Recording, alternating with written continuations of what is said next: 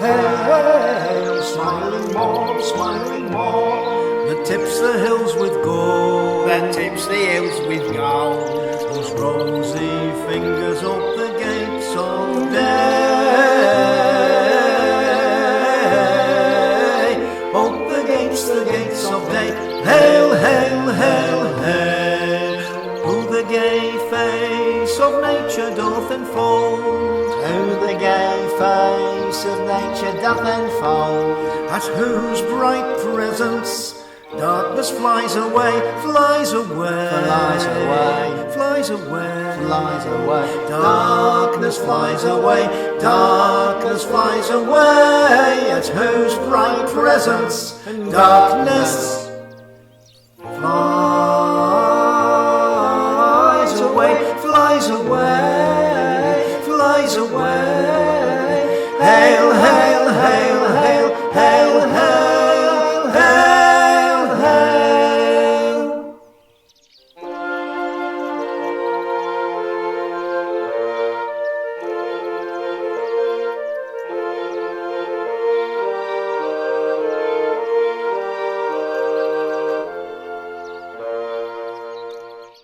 This is my delight, to sit at breakfast while the men work.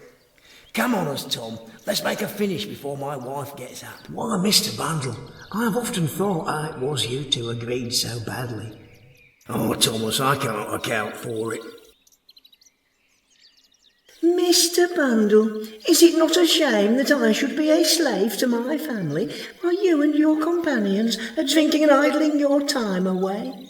I, that am such a tame creature, that never scolds, and as patient as a lamb. You are a very good wife, to be sure, only a little inclined to talking. But don't you think the cart ought to be loaded up against you go to London? I shall not go to London tonight at all. Robin, Miss Wilhelmina and myself are invited to go with a party to see the rowing match this afternoon. And afterwards there is to be a dance at Mrs Wick's, the tallow chandler's, where I shall settle about my daughter's wedding. But Mrs Bundle, are you not afraid you'll dance all the money out your husband's pocket? I don't direct my discourse to you, sir, but 'tis my husband that encourages you to behave so, and has promised you that you shall have my daughter. You, indeed, a lazy idle fellow, dare to think of marrying Miss Wilhelmina Bundle? I should not care much for marrying your daughter if she has not a better temper than yourself. Oh, the villain! My dear, how can you fly in such a passion? Mr Bundle, nothing but your consent to Robin's marrying my daughter shall ever make me look upon you again! Well, what do you say to that? Why, Thomas, for me to contradict would be much the same as you to row against wind and tide. But I will hear what my daughter says about it. That will be best. But here comes Miss Wilhelmina. Oh, which shall I marry? Robin or honest Tom? Take my advice, miss, and let it be honest Tom. And do you think I should choose you before Robin? Sweet Robin. He can spout Romeo, and that he's forever talking similes to me. I know he's forever talking nonsense to you. Ah, did you but hear him compare my cheeks to carnations, my hands to lilies, my lips to cherries, my teeth to snowdrops, what would you say then? But you know, miss, that's his nonsensical way of talking. Then he writes verses. What would you say, miss, if I wrote something about falling in love with you? I should begin to have some hopes of you. Should you? Why then I have. Oh dear, let's see it. It's a song, miss. I'll sing it to you if you please.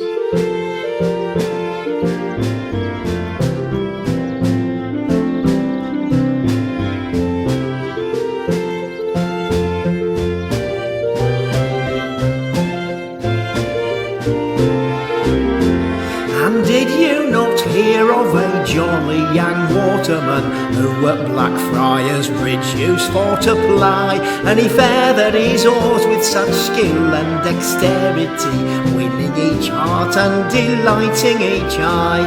He looked so neat and he rowed so steadily, the maidens all flocked in his his boat so readily. And he eyed the young rogues with so charming an air that this waterman ne'er was in want of a fare. Yes, this waterman ne'er was in want of a fare.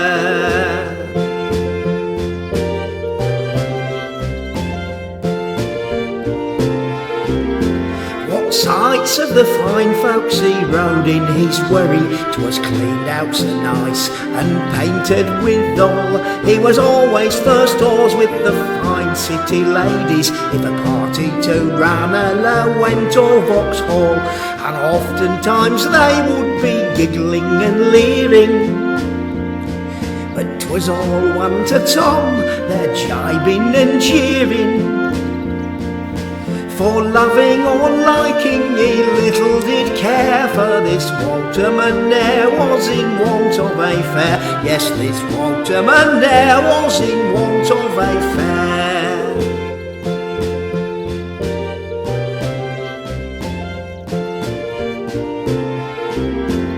And yet but to say just how strangely things happen, as he rode along thinking of nothing at all, he was plied by a damsel so loving and charming, that she smiled and so straightway in love he did fall.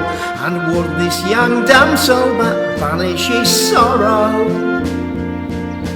he'd wed her tonight before tomorrow. And how should this waterman never know care, when he's married and never in want of a fare, when he's married and never in want of a fare. Married and never in want of a fare. Well, miss, how do you like it? Why, it's the very moral of yourself. Well, I hope you'll consent now. Consent to what? Why, to marry me. If you won't, I'll go on board a man of war, for I never could stay here if you were married to another. Would you leave England, and all for the love of me? That's what I would, miss. Well, that would be charming.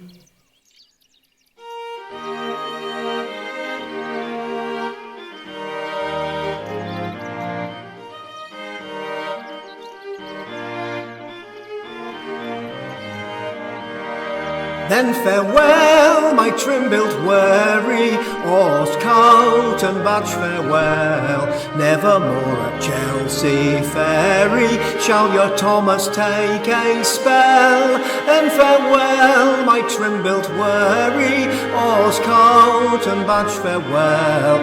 Nevermore at Chelsea ferry shall your Thomas take a spell. Shall your Thomas take a spell.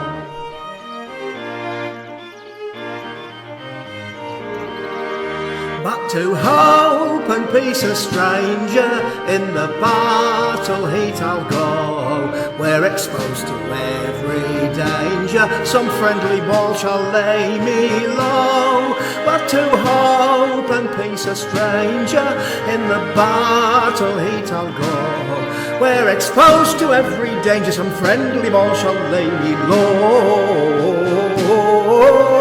A friendly ball shall lay me low.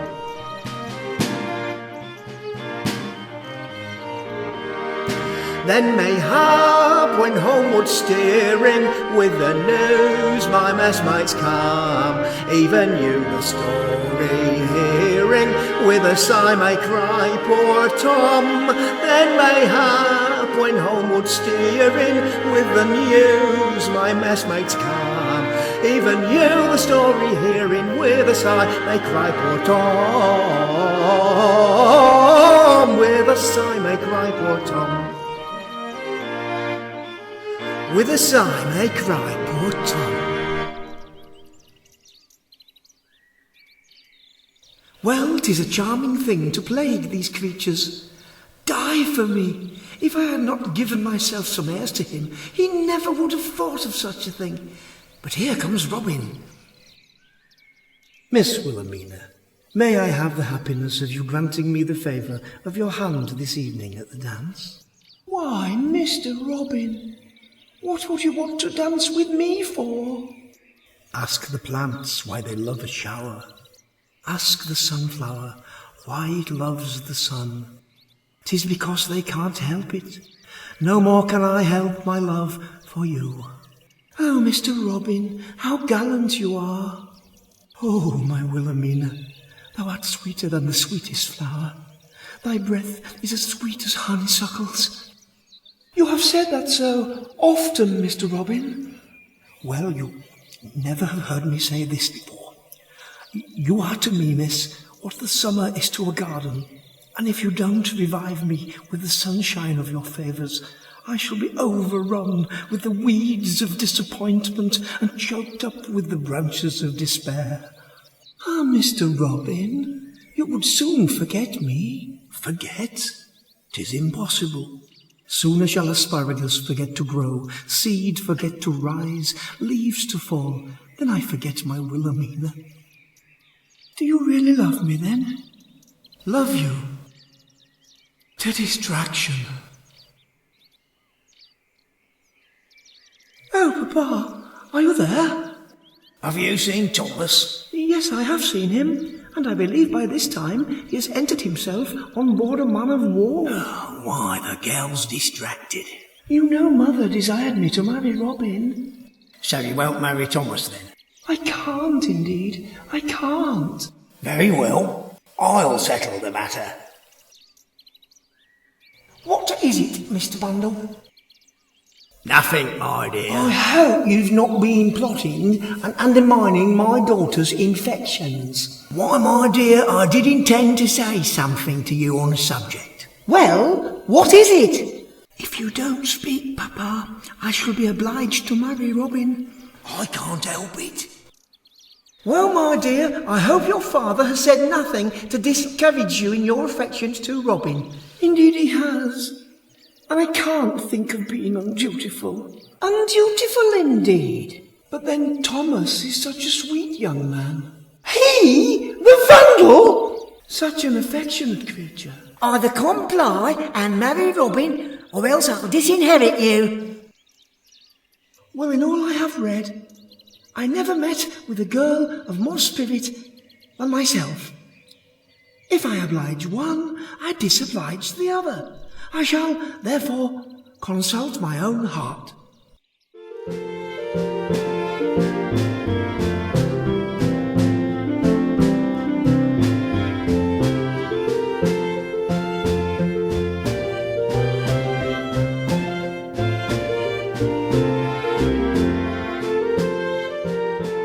What shall I do with this perverse girl? I have little comfort for my friend Thomas. Mr. Bundle, I shall be very cool, sir. I hope so, my dear. What is the reason you have been making all this piece of work? My dear, you are wrong. I have given my consent for her to marry Thomas, but she refused me with her own lips. Why? The girl told me that she had promised you that she would marry Thomas. And she told me that she promised you to marry Robin. Here she comes herself. We shall know the truth of all this. Wilhelmina, how is it that you have promised your father one thing and me another? Hear me, my dear Papa. When first you proposed Thomas, and Mamma, when you proposed Robin, I determined to have neither, till one or the other had given me some proof besides telling me so, that he would make me a faithful and affectionate husband. The first that does shall have me. On that alone shall depend my consent to be a wife. Well, my dear, what do you say to all that? Say? Why, I am perfectly in a quandary, but I'll go after her and cure her of her ridiculous notions of love. In short, I have determined what to do.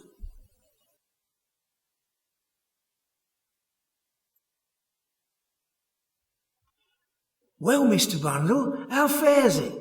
I wanted to speak to you. Well, Thomas, what is it you want me for? But how comes it that she should be angry with Miss Wilhelmina? She has not refused to marry Robin, has she? But she has, though, and refused to marry you, too. Aye, well, I never heard she had any other sweetheart. I don't know what the girl has got into her head. A parcel of absurd stuff. But there was something well enough in what she said, if she's sincere. Why, what did she say? Why, that she does not know which she shall have yet, but that she'll marry the first that does anything to deserve her. Does she? Why then, 'tis my opinion that she'll marry me. Why, what makes you think so? I know why well enough. Could not a body speak to her now? I am going in. I'll send her to you. It's my opinion Miss Wilhelmina is trying which is the most loving of us two, and if so, I would not give my little Robin anything for his chance. Robin, conceited fella, I should like to know how he'd behave in all the horrors of a storm, as I was in the Bay of Biscay.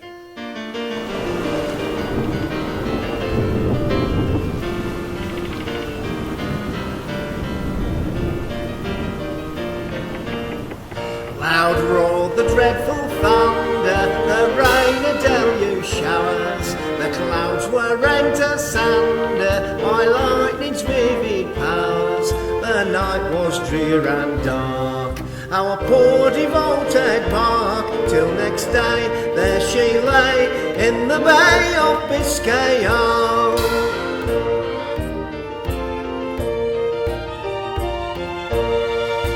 Dashed upon the billow, her opening timbers creak.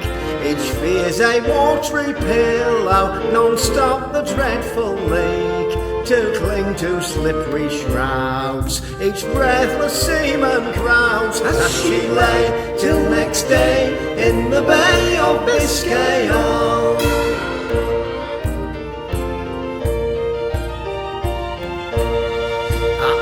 The wish for morrow broke through the hazy sky. Absorbed in silent sorrow, each heaved a bitter sigh. The dismal wreck to view struck horror in the crew, as she lay all that day in the Bay of Biscay.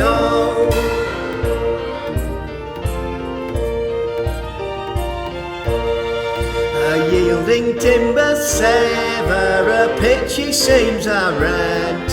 When heaven all bounteous ever its boundless mercy sent, a sailing sight appears. We hail her with three cheers. Now we sail with the gale from the Bay of Biscay. Oh, now we sail with the gale from the Bay of Biscay. Oh. Heyday? Why, I thought you was gone on board a man of war before now. Why, no, miss, I ain't gone yet. I'm in hopes there will be no occasion. But I have a favour to beg of you, if you please. What is it, pray? Why, you know that the young waterman out a row for a coat and badge this afternoon? Well, I've hired a room at the Swan for you and your friends to go and see the sight. That's very gallant indeed, Mr. Thomas. And do think now, if ever I was to do anything with an intent to please you, that you could look upon me with kindness? Well, I don't know, but I might. Why, then I assure you, if ever you should be agreeable to marry me, you should be as happy as ever love and an honest heart can make you. There's great honesty about poor Thomas. Ah, here comes t'other. I see I must soon choose, or there will be no peace for me.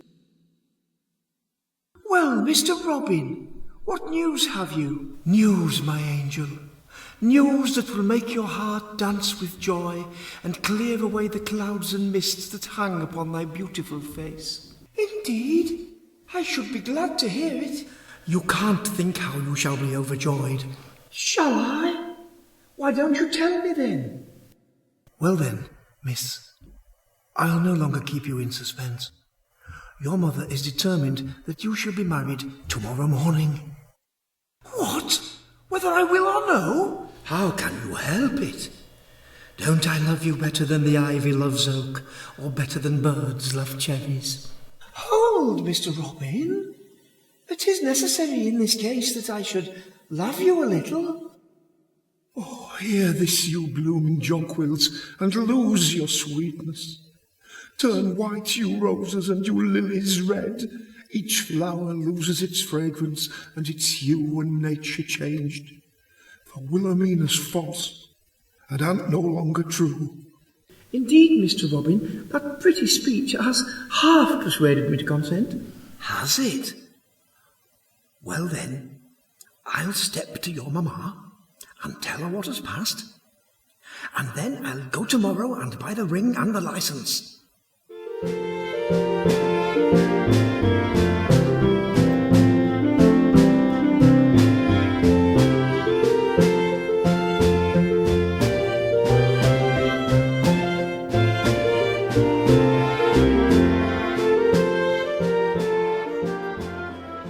Come along, my dear, you'll lose the sight.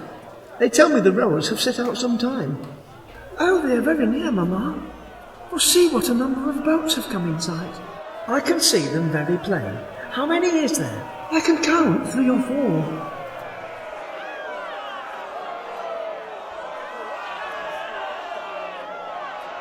That smart young man shall certainly win it. See how neat and clean he looks. Here he comes, Mamma. His boat perfectly flies. Oh, he'll win it. He's won it already. He's past the stairs. See, he's coming this way. So he is. Surely it's not. Here's your Thomas for you. He's coming. I told you he'd be the first one that would do anything to deserve you. Here he is. Oh, and 'twas you that won the coat and badge. 'Twas indeed, miss. Then, Thomas, I shall keep my word. And here is my hand. Well, all this is that I am a happy fellow, and Wilhelmina is mine. Don't be in a passion. It's of no consequence. This is only the 30th time I've been crossed in love. Is he not a sweet fellow? How neat and clean he looks. Wilhelmina, you have deceived me. You promised to marry Robin.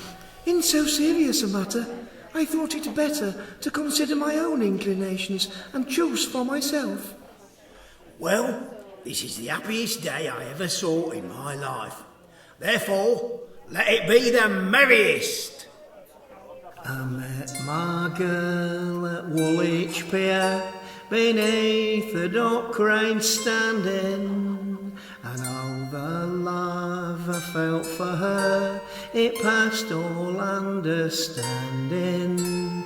Talk a sailing on the river flow, sweet river flow. London town was mine to give her, sweet Thames flow softly. Made the Thames into a crown, flow, sweet river flow. Made a brooch of silver town, sweet Thames flow softly. At London Yard I held her hand, at Blackwall Point I faced her, at the Isle of Dogs I kissed her lips and tenderly embraced her. Heard the bells of Greenwich ringing, flow, sweet river flow. All the time my heart was singing, sweet Thames flow softly. Limehouse Reach I gave her there, flow, sweet river flow. As a ribbon for her hair, sweet Thames flow softly. From Shadwell Dock to Nine Elms Reach, we cheek to cheek were dancing. A necklace made of London Bridge, her beauty was entrancing. Gave her Hampton Court to twist, flow, sweet river flow, into a bracelet for her wrist, sweet Thames flow softly. Richmond Park it was her ring, flow, sweet river flow. I have given her anything, Sweet Thames Flow Softly. From Rotherhithe to Putney Bridge, my love I was declaring, and she from Kew to Isleworth, her love for me was swearing. Kissed her once again at Wapping Flow, sweet river flow. After that there was no stopping, sweet Thames flow softly. Swift the Thames runs to the sea, flow, sweet river flow. Bearing ships and part of me, sweet Thames flow softly.